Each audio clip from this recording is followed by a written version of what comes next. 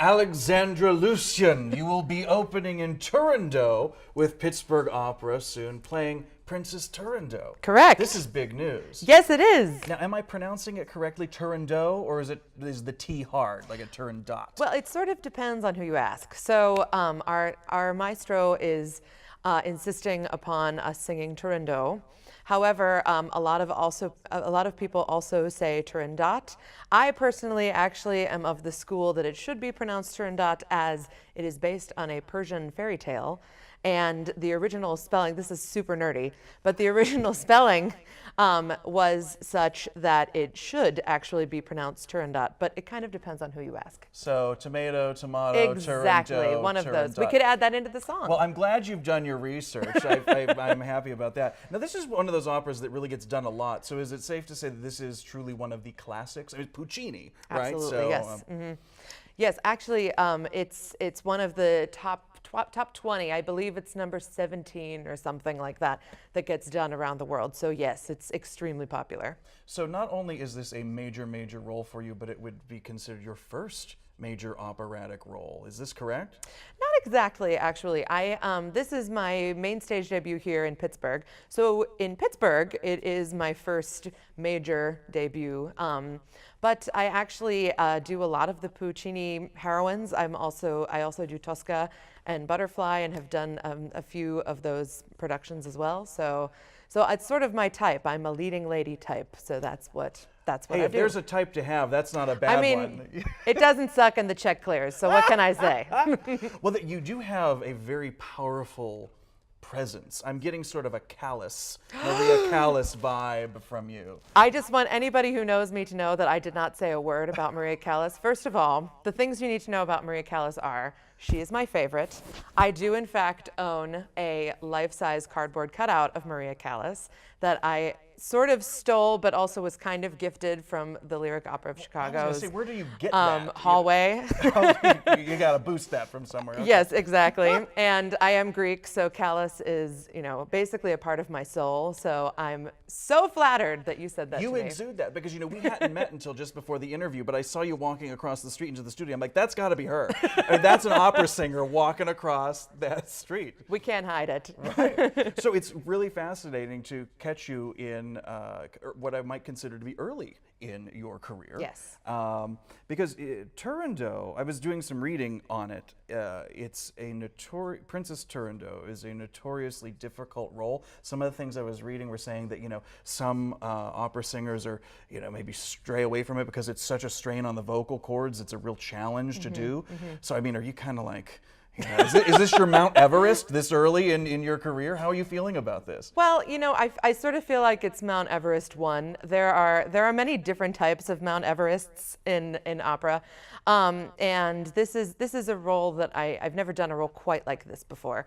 The things that make it quite challenging are the fact, first of all, that everybody's been waiting for you to come on stage for the first half of the evening, because Turandot doesn't sing until Act 2, Scene 2. Oh. And so it's called Turandot. Everybody's talking about you the entire time, but we only see glimpses of her in the first act, sort of making these gestures and things. This is good. Catch up on your soap operas backstage. Exactly. It's been all the Netflix. Yeah. Perfect. Yes. And then when you come on, you're on. This is that's sort of the one of the hardest things actually about the role, is that this presence has sort of been created that you walk into and you have to carry. And not to mention the fact that you enter on some of the most difficult singing in the entire role. So I'm nervous, excited, everything to do this, but I feel ready to do it, actually. And even though I am of the younger sort to be taking this on, I think it actually provides kind of an interesting challenge, because one of the things that people sometimes forget is that Turandot herself is actually a young teenager who, I know, it's always the way it is. These young teenagers, like Butterfly is 15, okay, and then she sings by herself in this, in this opera for like 2.5 hours, and is screaming her guts out. And Turandot is very similar. And so that's what I'm hoping to bring to the role, actually, is a youthful quality to it, so that we can sort of get back to her being a teenager. And what's really incredible is this is a little bit of a full circle situation for you, because you were in the Pittsburgh Opera's resident artist program. Correct. Earlier in your career. So how long has that been since you were a resident artist? I was here from 2010 to 2012.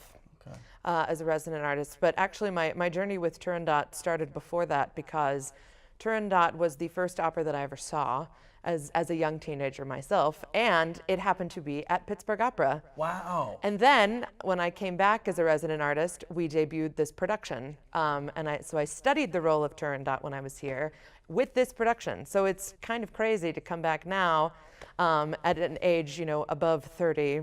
You can figure it out for yourself. And be doing this for the first time, and my hope really is, on a serious note, is that I'll be able to influence another teenager in the audience, sort of the way that person influenced me. It's a beautiful story. What can I say? And also that you're kind of sort of getting to do this in your hometown. You're from Canonsburg Correct. originally. Yes. That's, kind of on the outskirts. Yeah. Also home to Perry Como and Bobby Vinton. It's true. So you've got some big shoes to fill as far as classically trained musicians I from know. Canonsburg. What can I say? I don't know if they ever dabbled in Puccini, but I think soon you might be the third name that we add to the From Canonsburg roster after Hey, I'll take Como, Vinton, Lucien. I will take it. I love it. There's a nice ring to that. There is. Like I said, the posters on the wall. So what are you most looking forward to about this production in particular with Pittsburgh Opera? Honestly, I sort of feel like, in a way, I kind of answered that earlier, because I'm really excited to show this other side of Turandot. This is actually something that the director also was very passionate about, and sort of reminding everybody that she's a young girl and she's actually very vulnerable. And so that's one of the things I'm most excited about with the production itself. But I'm also really excited just to be doing some really great opera in my hometown. I mean, the entire Greek community is coming to opening night. That is Greek, right? That is Greek, Okay, right. correct. So that's going to be super fun, and it's sort of nice to be exposing a lot of people who wouldn't otherwise go to this opera. So I don't know. One of my missions is to always bring opera to new people, and so I feel like I'm really doing that with this. Well, we are thrilled to see it. March 25th through April 2nd. There are 4 performances, and tickets are available through pittsburghopera.org. Fantastic. Cheers to you. Break a leg? Is Thank that you. what they say? Yes, that's exactly what they say. Excellent. We'll look forward to seeing you on stage. Excellent. Thank you.